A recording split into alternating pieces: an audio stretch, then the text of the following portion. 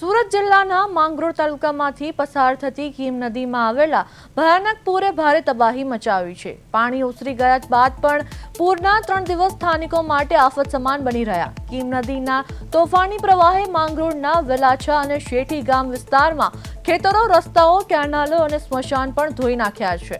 વેલાછાથી શેઠી તરફ જતા માર્ગ પર આવેલા જોગેશ્વર મહાદેવ મંદિર નજીક લો લેવલ બ્રિજની લોખંડની એંગલો નદીના પ્રવાહમાં તૂટી ગઈ હતી। નદીના પાણી પ્રાચીન મંદિર સુધી ઘૂસી જતા પૂજારીને પણ મંદિર છોડીને ગામમાં આશ્રય લેવો પડ્યો હતો। સ્થાનિકોના જણાવ્યા મુજબ 1994 અને 2006માં આવેલ પૂર કરતા પણ આ વખતે કીમ નદીનું સ્વરૂપ અત્યંત ભયાનક હતું। પૂરના કારણે વેલાછા અને શેઠી ગામની સીમમાં ઉભા પાકને ભારે નુકસાન પહોંચતા ખેડૂતો પાયમાલ થઈ ગયા છે। ઉપરવાસમાં ભારેથી ભારે અતિ ભારે વરસાદ પડવાથી કીમ નદીમાં ભારે પૂર આવ્યું છે અને આ પૂરનું 1994માં જે પાણી આવ્યું હતું એનાથી પણ વધુ પાણી આવ્યું, જેના થકી અમારો આ વેલાછાનો બ્રિજ છે જે શેઠી અને વેલાછાના જોડતો છે એ વારંવાર પાણીથી ડૂબી જાય છે અને સમસ્યાના વારંવાર આજુબાજુના ગામને એક મોટી સમસ્યા ઊભી થાય છે। પણ આ વખતે જે પૂરનું પાણી આવ્યું એ લોકોની ધારણા કરતાં પણ વધુને વધુ પાણી આવ્યું, જેના એ પાણી સીધું ગામમાં પણ ઘૂસી ગયું, ખેતરોમાં પણ આવી ગયું, રોડ રસ્તાઓ ધોઈ કાઢ્યા, નદી નાળા ધોઈ કાઢ્યા। તમે જોઈ શકો છો કે અહીંયા વેલાછાથી શેઠી આવતા રસ્તો પૂરી સંપૂર્ણપણે ખોદાઈ ગયો છે। 1-1 મીટર આ બાજુમાં રહ્યું ખેતર, એ ખેતરમાં પણ મોટા મોટા ખાડા પાડી દીધા। જય ભોલેનાથ। શું નામ આપનું? સુમનસિંહ ગુમાનસિંહ ગોહિલ। બાપુ, જે રીતે કીમ નદીમાં પૂર આવ્યા છે, ખેડૂત તરીકે આ વિસ્તારમાં ખૂબ નુકસાન થયું છે, કેવી પરિસ્થિતિ હતી? આ પાણી આવ્યું, ભયંકર આવ્યું છે, રુદ્ર સ્વરૂપ વાળું, આજુબાજુ જેના એના વિસ્તાર નદીના વિસ્તારમાં જે કંઈ ખેતર બેટર આવ્યું છે, જે પાકમાં ભયંકર નુકસાન થઈ ગયું છે। કયા કયા પાકને નુકસાન થયું? જે પાક ખેડૂતે બનાવ્યો તે બધા જ પાકને નુકસાન થઈ ગયેલું છે। ધારો કે કોઈ વાડી હોય તો એના કંઈ વેલાના કંઈ બધા જે કંઈ બનાવ્યું હોય વેલાના વાળા તે વેલા મને માંડવા બી સાફ થઈ ગયા છે, કેળ હોય તે બી સાફ થઈ ગયું છે અને આ શેરડી હોય તે પણ સાફ થઈ। સુરત અને ભરૂચ જિલ્લાના ખેડૂતો માટે જીવાદોરી સમાન કીમ નદી જે રીતે પૂર આવ્યા હતા અને ગાંધી ટૂર બની હતી, આ નદી 1994માં જે પૂર આવ્યા હતા એના કરતાં ડબલ વેગથી આ વખતે પૂર આવ્યા હતા। આ દ્રશ્ય છે જે કીમ નદી છે, વેલાછા અને શેઠી ગામને જે રોલટો માર્ગ છે, જે માંગરોળ અને માંડવી તાલુકાના ગામડાઓને જોડતો 10 થી 12 ગામનો સંપર્ક કપાઈ ગયો હતો, કારણ કે આ લો લેવલ બ્રિજ પરથી કીમ નદીના પાણી તે પસાર થતા હતા એટલે આ બ્રિજ બંધ થઈ ગયેલો હતો। ખાસ તો જે રીતે કીમ નદીનું જે રૌદ્ર સ્વરૂપ જોવા મળ્યું હતું, કીમ નદી ગાંધી ટૂર બની હતી 1994માં જે પાણી આવ્યા હતા એના કરતાં ડબલ પાણી આવ્યા હતા અને આ જે કીમ નદીના કિનારે અતિ પ્રાચીન મંદિર આવેલું છે, જોગેશ્વર મહાદેવ, નાગેશ્વર મહાદેવ જે મંદિર આવેલા છે, એ મંદિરના જે મહંત છે જે આ મંદિરની પૂજાપાઠ કરે છે તેઓ આ મંદિરમાં પૂજાપાઠ કરે છે, પરંતુ જે રીતે કીમ નદીના ધસમસતા પાણી ફરી વળ્યા અને આ પાણી છે તે મંદિર સુધી પહેલી વાર પહોંચ્યા હતા। શું નામ છે આપનું?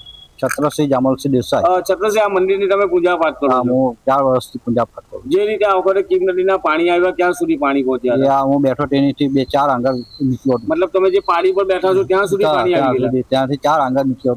મંદિરની આજુબાજુ જે સ્મશાન છે તે પણ ડૂબી ગયું? હા, તે પણ ડૂબી ગયું। આ વખતે તમે આ જે કીમ નદીનો જે પૂર આવ્યું છે, અત્યાર સુધીના ઇતિહાસમાં સૌથી વધારે પૂર આ વખતે આવ્યું? સૌથી વધારે પૂર આ વખતે આવ્યું। કેટલું નુકસાન હતું આ વિસ્તારમાં? ખાસું નુકસાન છે। એટલે જે પૂરના પાણી સતત વધતા હતા, તમે ડરીને મંદિર છોડીને ગામમાં ઘરે ગયો, કોઈ જિંદગીમાં મારા પહેલા વડા આ ગયો, બાકી અત્યાર લગીને કોઈ દિવસ મંદિર છોડીને ગયો નથી। હા, એટલું પાણી? હા, એટલું પાણી હતું। આ વખતે બિલકુલ એ રહેવાય એવી પરિસ્થિતિ નહીં હતી ને સતત 3 દિવસ પાણી રહ્યા। જે રીતે મંદિરના મહંત છે મંદિરની પૂજા કરે છે, પરંતુ તેઓ કહી રહ્યા છે કે કીમ નદીના જે રૌદ્ર સ્વરૂપ છે તે મહાદેવ મંદિરના જ્યાં મહંત બેઠા છે ત્યાં સુધી પાણી આવી ગયા હતા અને 3 દિવસ સુધી આ પાણી છે તે સતત આ વિસ્તારમાં ફરી વળ્યા હતા। મંદિરની નજીકમાં આવેલું 12 થી 15 ગામનું જે સ્મશાન છે એ સ્મશાનની અંદર સ્મશાનમાં પણ કીમ નદીના પાણી ફરી વળ્યા હતા અને સ્મશાનના લાકડા તણાઈ ગયા હતા।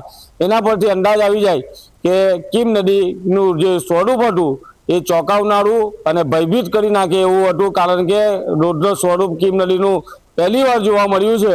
1994ની પૂરને પણ આ વખતે ભૂલી જાય એવી પૂર હતા અને આ વિસ્તારના લોકો કહી રહ્યા છે કે કીમ નદીના પાણી આજુબાજુ વિસ્તારમાં ફરી વળ્યા હતા. રસ્તા ધોવાયા, ખેતરના પાકો ધોવાયા અને મંદિર સુધી પાણી પહોંચ્યા હતા.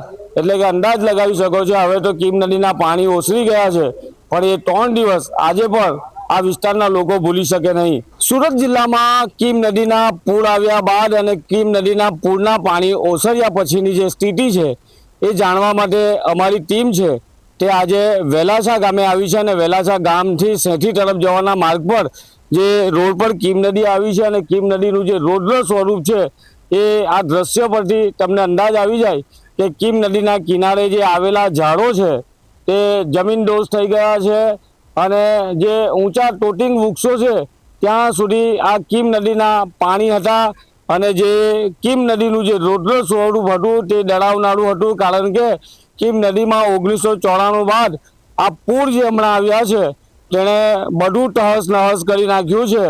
કહેવાય છે કે વેલાસા સેઠી તરફ જવાનો જે માર્ગ છે અને એના પર લો લેવલ જે બ્રિજ બનાવેલું છે ત્યાં આ રેલિંગ લગાવવામાં આવી હતી. આ રેલિંગ છે તે તૂટી ગઈ છે. ખાસ કરીને જે રોડ છે, જે રોડ બનાવવામાં આવ્યો હતો તે પણ રસ્તો પણ તૂટી ગયો છે.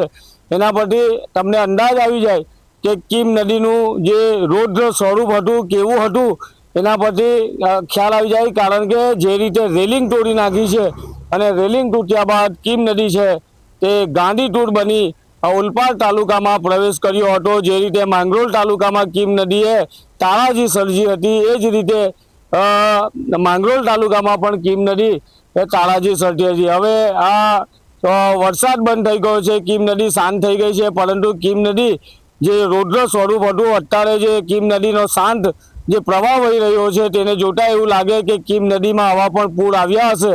પરંતુ કીમ નદીના લો લેવલ બ્રિજ પર પડેલો આ કચરો તેને જોઈને અંદાજ આવી જાય કે કીમ નદી કેટલી ધસમસતા પ્રવાહ સાથે પસાર થઈ હશે.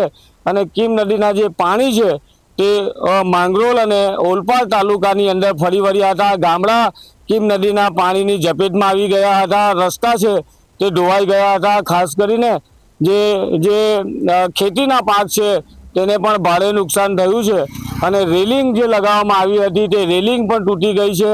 અને હાલ જે કીમ નદી જે સ્વરૂપ જોઈ રહ્યા છો, હાલ તો કીમ નદી શાંત રીતે વહી રહી છે. અને આ નદી છે જે લોકમાતા છે તે સુરત અને ભરૂચ જિલ્લાના ખેડૂતો માટે જીવાદોરી સમાન છે. પરંતુ આ નદી છે તે 12 માસમાંથી 8 માસ પોતાના અસ્તિત્વ માટે લડતી હોય છે. પરંતુ ચોમાસામાં જ્યારે જીવન થાય છે ત્યારે આ વિસ્તારમાંથી કીમ નદી બે કાંઠે વહેતી હોય છે, જોખમી રીતે વહેતી હોય છે અને પૂર જેવી પરિસ્થિતિનું નિર્માણ થયું હોય છે. આ વિસ્તારના લોકો કહી રહ્યા છે કે માંગરોળ તાલુકામાંથી લો લેવલ તમામ જે કીમ નદી પરના બ્રિજ હતા તે બંધ થઈ ગયા હતા.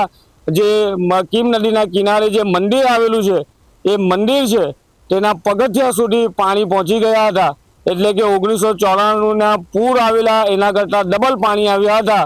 અને કીમ નદી જે રીતે જોખમી રીતે વહી હતી 3 દિવસ સુધી કીમ નદીના પાણી મંદિરના પગથિયા સુધી રહ્યા હતા. આ વિસ્તાર છે તે બેટમાં ફેરવાઈ ગયો હતો. ખેડૂતોને નુકસાન થયું છે, રોડ રસ્તા ધોવાઈ ગયા છે અને કીમ નદી હવે જ્યારે શાંત થઈ ગઈ છે ત્યારે આ વિસ્તારના લોકોએ હાશકારો લીધો છે. કિરણસિંહ ગોહિલ, પ્રદેશ 24 ગુજરાતી, સુરત.